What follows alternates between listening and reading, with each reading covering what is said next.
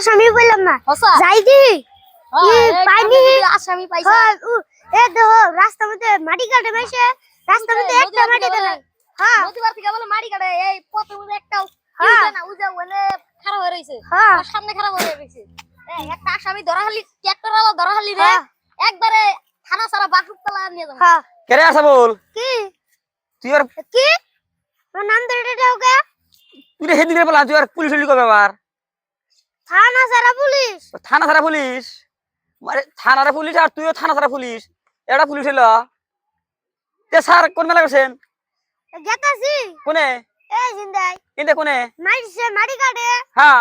এনে গেতাছি দরবার নিকে মাসে